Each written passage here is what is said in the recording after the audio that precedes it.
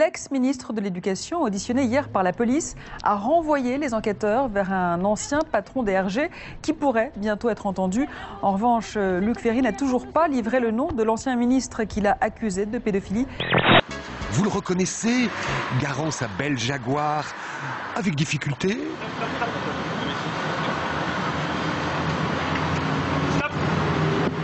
Oh merde, le pare-choc! DSK s'exprimera directement pour la première fois dans cette affaire. S'il plaide coupable, il négociera sa peine avec le juge, mais il est plus probable qu'il plaide non coupable. Alors un procès aura lieu, peut-être en fin d'année. Un homme d'affaires égyptien a été arrêté et placé en garde à vue pour avoir agressé sexuellement une employée de l'hôtel. Pierre, après l'avoir fait monter dans sa chambre sous un prétexte fallacieux. La victime est une femme noire de 44 ans. Il n'y aura pas de militaires à Sevran, comme le demandait le maire de la ville, mais la police qui jouera bien son rôle. C'est le message lancé hier par Claude Guéant. On va mettre le paquet. On va mettre le paquet. On va essayer vraiment de ramener la paix dans ce quartier. Vous y avez droit. Depuis des mois, ces habitants de Sevran sont au cœur d'une guerre pour le contrôle du trafic de drogue. Le ministre de l'Intérieur s'est rendu sur place, tout près de l'école primaire où des tirs avaient été entendus mercredi. Dans quel pays vivons-nous? C'est-à-dire sur le thème central de la sécurité, sur lequel Nicolas Sarkozy a été élu, on n'a jamais vu un fiasco aussi dramatique. Dans quel autre pays démocratique une école maternelle interrompt la récréation parce qu'il y a des voyous dans la rue qui risquent de tirer à balles réelles sur les enfants? La Porte d'Aix, un quartier de Marseille laissé à l'abandon selon les socialistes. Il n'y a pas d'autorité, il n'y a pas de règles. C'est une ville sans autorité. Ici, c'est pour ça que je l'appelle la zone de non-droit. Alors le maire s'énerve quand je dis c'est une zone de non-droit, mais ça c'est une réalité. Et alors, si tu vois pas que c'est interdit ce que tu fais? Ça, les Tu le sais que c'est interdit, quand même. Tu n'as pas peur de la police, hein? Non, tu n'as pas peur de la police, c'est bon. Escherichia coli, souche O104H4, voici le nom barbare de la bactérie tueuse. Une souche connue, mais très rare. Jamais elle n'avait provoqué de tels ravages. 19 morts, 18 en Allemagne et 1 en Suède. On s'attend généralement à ce que ça affecte des enfants et des personnes âgées. Il n'est donc pas habituel de voir des adultes concernés. Autre incertitude, le traitement. Les antibiotiques sont impuissants. Pire, ils peuvent aggraver la santé des malades. 18 morts et près de 2000 cas en Allemagne. En France, 10 personnes présentent des symptômes. Tous ont un point commun, leur lien avec l'Allemagne. Et si l'épidémie semble maintenant marquer le pas, la souche est probablement l'une des plus meurtrières jamais recensées.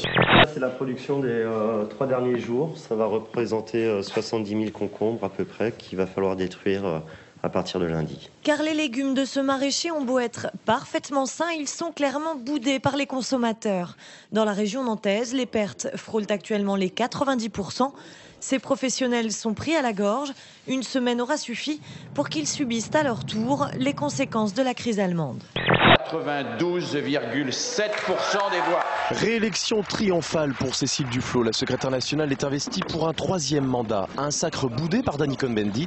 Elle ne boude pas son plaisir. Le député européen a refusé de participer au congrès des écologistes à La Rochelle, qu'il considère comme une occasion ratée de changer le parti. Il explique son absence au journal Le Monde. Quand je n'ai pas envie, je n'y vais pas. Je ne me sens pas bien dans ce climat d'unité trop hypocrite. Nicolas Hulot, hier soir, devant des journalistes, a fait une déclaration qui met le feu aux poudres. Il a expliqué que pendant un court temps, il a envisagé de faire un tandem avec Jean-Louis Borloo pour l'élection présidentielle. Pour conduire la transformation de l'écologie politique si indispensable à ce pays, ce n'est pas possible de le faire avec le premier des sarkozystes, donc quelqu'un qui a couvert et qui a voulu le bouclier fiscal, la fin de l'impôt sur la fortune et qui n'a pas défendu non plus les accords de Grenelle. On exclut de façon définitive tout accord politique avec la droite ou le centre droit. Voilà. Donc c'est une gaffe du lot. Donc parfois, il vaut mieux aller se coucher. Il n'y a pas d'avenir commun avec la majorité actuelle et avec la droite, parce que notre grille de lecture, pour faire très court, n'est pas du tout la même. Voilà, culturellement, on n'est pas du tout au diapason. Voilà, donc c'est simplement ce que j'ai dit, et de la même manière que voilà, j'ai rencontré un certain nombre de dirigeants, Olivier Besancenot, etc., avant de me décider, parce qu'il fallait croiser un certain nombre de points de vue. Je suis pour la famille qui est constituée par le mariage entre un homme et une femme, et bien sûr, leurs enfants. Point. Vous savez, je vais être clair là-dessus, j'ai une conception très précise de la société. société. Et je ne souhaite pas qu'on institutionnalise l'homosexualité. Cela étant dit, je n'ai absolument rien contre le comportement privé. Je m'en vais pas, là. Non, mais attends. Non. Stéphanie, ici à gauche, est née Stéphane il y a 59 ans. Même si la loi ne la reconnaît pas comme telle, cette militante des droits des homosexuels se considère comme une femme à part entière. Son mariage avec Élise est donc un événement à Nancy. 2 femmes proclamées mari et femme face au maire, c'est une première nationale. La Cour d'appel de Nancy, en refusant mon changement d'état civil, finalement, m'a mise dans la situation où je pouvais continuer à me marier, ce qui est une situation un peu folle et paradoxale, mais quelque part, il y a un moment de bonheur dans ce qui est quand même un combat contre les discriminations de l'État français depuis maintenant près de 6 ans. Beaucoup d'émotions, beaucoup de bonheur partagé, donc c'était un mariage pour moi tout à fait traditionnel et sans aucune autre exception. Nous avons respecté les valeurs de la République et puis nous en avons rajouté une, c'est celle de l'humanisme. C'est dans ces circonstances qu'a pu faire ce mariage. On est très heureuse.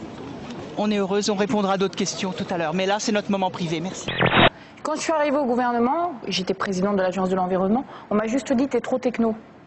Donc c'était pas vraiment de l'image, quoi. Mais on s'en foutait. Ah bon?